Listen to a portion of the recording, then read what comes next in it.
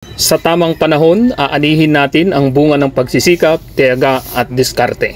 Itong mga bunga nito na maliliit pa ay utay-utay ng lumalaki at nakaani na nga po tayo ng patola at pechay. At ngayon po ay gagawa nating paraan para lalong lumaki ang ating mga alaga at tuloy-tuloy ang kanilang pagbunga. Tayo po'y papunta sa kambingan ng aking Kuya Dick, pinsan, at dito po tayo kukuha ng tae ng kambing. Tara, pasyalan po natin at tingnan po natin ang kanyang mga kambing bago tayo maghukay or magpala ng tae ng kambing.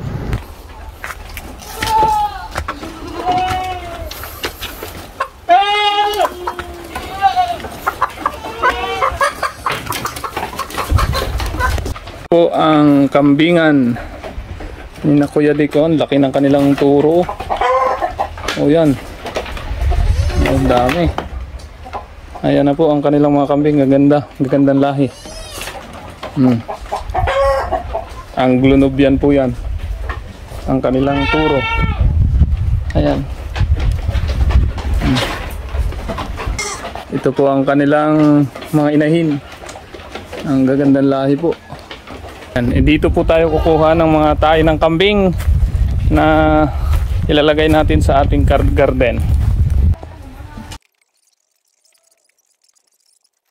Ito po ang ating hinuhukay dito. Mix na po ito. Mayroon pong daya ipa at mga tae ng kambing. Ayan. Maipot din ng manok ito dahil may manukan din po dito. Ayan po ang kanyang mga manok. Ayan. Ito po. Ayan. Ito po ay 7 sako na ngayon. Mag-iipon po ako ng 10. Ayan. At samahan nyo pa po ako. Tayo po ay mag-iipon ng 10 sako. Tingnan po ninyo ang atin pong naisako. Ang tabang lupa po ito. Ayan. Tae ng kambing, ipot ng manok at mga ipa at iba pang mga basura. Anin pa po tayong isasakay. Pawisan. Pero ang sarap ng pakiramdam. A good exercise. Madami pa tayong nakuhang kapagod. Marami tayong nakuha ang mga tae ng kambing. Yan o, ang taba nito, ang ganda nito sa ating halaman. Ma brown brown na may timitim. Ganda po niyan.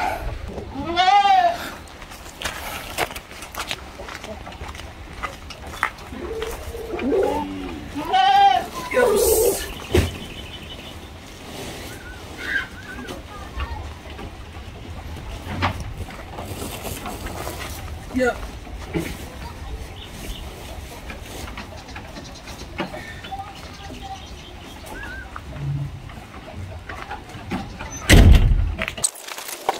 Samahan niyo po ako. Tapos na po ang ating pagbubuhat. Puntahan ko lang po ang aking mga anak. Ang aking anak at mga pamangkin dito sa ilog at sila ay naligo habang tayo ay iipon ng mga tae ng kambing. Ayan, may baka po dyan. Halo-halo po ang tanim dito. At maganda nga po dito, may liguan ng mga bata. Naka double purpose na po tayo. Multi-purpose po ang ating punta dito, sapagkat tayo ay nakakuha na ng tae ng kambing pampataba ng ating mga halaman. Nakaligo pa ang ating mga bata, ating mga anak. At tunay nga po, kapakipakinabang po ito. Maganda po talagang nasa bukid. Madami tayong mga aktibidad na magagawa sa isang araw. Kanina nga po ay galing tayo sa barangay hall. Ngayon naman po ay ngayong hapon, pagka-uwian ay tayo po ay nandito na sa bukid. Makagawa ng proyekto maganda. Tara na, tara na! Tara, tara, let's! Ayan na po sila. Tara, tara na, gabi na! Tara na! Ahon na kayo dyan. Tara na. Tara na, hapon na. Maghahakot pa ako ng kwan. Ipa na sinunog. Sinunog na ipa. Tara, tara, tara. Tara, let's go, let's go, let's go. Ahon na kayo, ahon, ahon. Bilang ako ng 5, iiwan ko na kayo. 1, 2, 3, 4, 5. O, punta na ako ha, bahala na kayo dyan.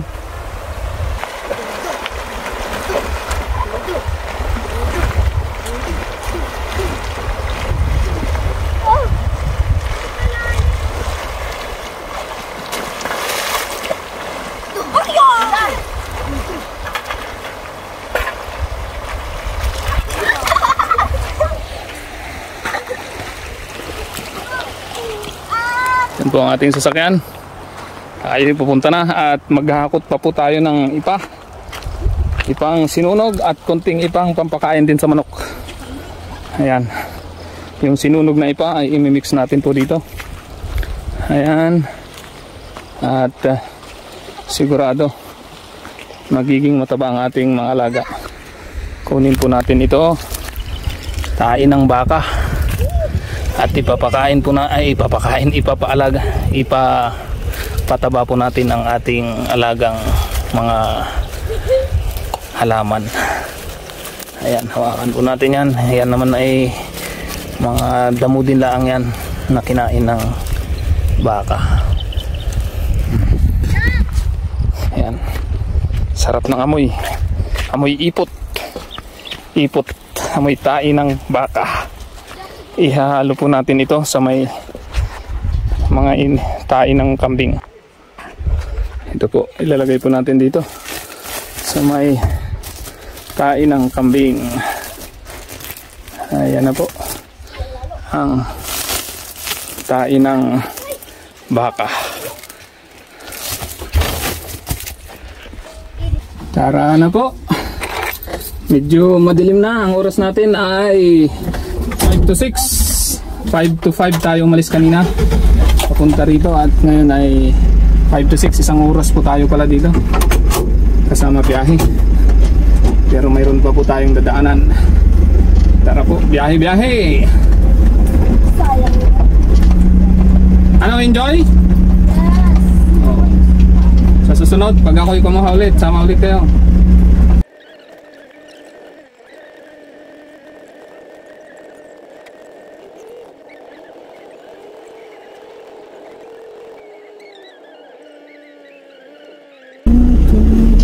Kuha po tayo ng ipa dito sa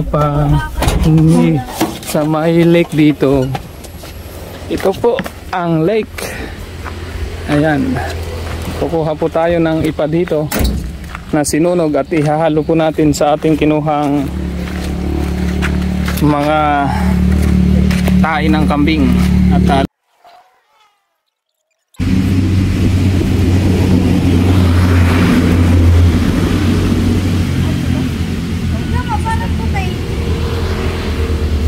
sasakay ko na lang rin.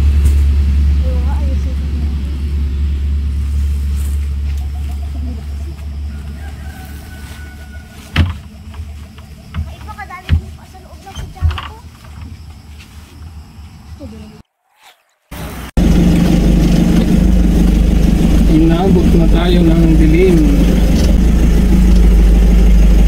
Inabot na ng dilim. Ito po ang ating dala. Madilim na po. May mga bagto tayong kinuha. Ayan, kaya tayo ginabi. Bagto, tae ng kambing, ipa, at mga abo ng ipa. Magdidiskarga po tayo at tayo po ay magtatanim din mamaya. Ito po ang atin pong tatamnan ng ating dwarf papaya sapagkat pwede nang i-transplant. Ito po ang ating mga dwarf papaya. Pwede na pong i-transplant. Ito po mga dwarf papaya po yan. Yan, dalawa na yan. At dito, 4 po yan. At akin na pong naayos itong isa. Ayan. Ito Ito po ay mixture po ng kinuha natin sa bukid kanina lamang po. Ayan, yung ipot ng kambing, ipa na sinunog, ipa na hindi sinunog na matagal na dito sa bahay, at mga ipot ng manok. Ayan, at mga basura ng saging, balat ng saging at iba pa. Kaya ito po ay mataba para lalaki ng mabilis ang atin pong dwarf papaya. Ito po ang halimbawa niyan. Ito na po yung isang naitanim natin. At atin na nga pong itatransplant itong isa dito. Ayan.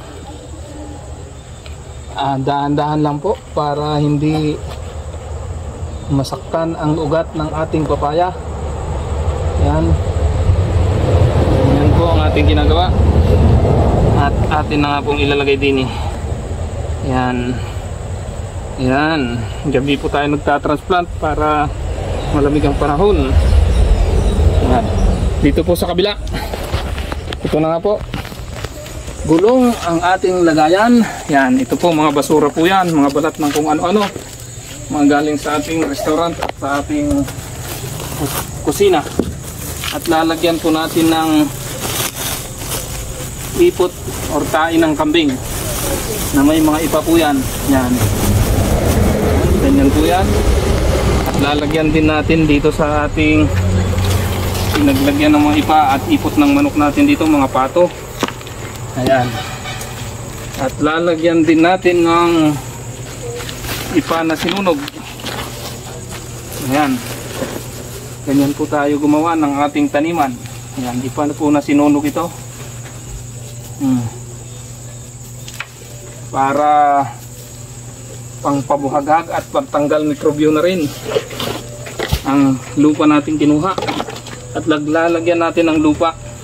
Ito po yung lupa na nasa paso dati natin ng mga halamang namumulaklak. Tatanggalin na natin yan sapagkat hindi na tayo maghahalaman ng namumulaklak. Gagawin na natin garden ng mga prutas at gulay. At ito po nga po itatamnan natin ng papaya na dwarf. Sa harap po ito. Yan, ganyan na po ang style po niyan. O diba? Ayan. At lalagyan pa natin ng lupa dito. Ayan. Magandang lupa na po yan. Isa pang lupa. Para maraming lupa din. Pangit naman pagkukunti ang lupa. Ayan. Pansinin nyo po, ang ganda na po ng lupa nya. Mixture na po yan. Lalagyan pa natin ng konting tayo ng kambing. Ayan. Kain ng kambing na mayroong ipa po yan para malusog ang ating itatransplant na papaya. Yan. Yan. Lupa, ipa, sinunog na ipa. Yan. Dagdagan pa siguro natin ng sinunog na ipa. Yan.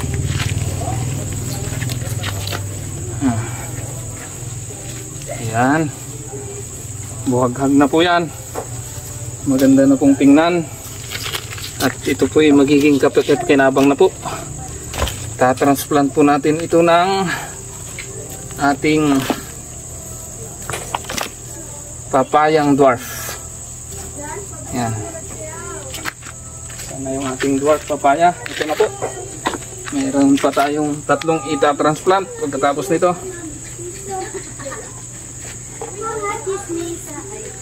Yan.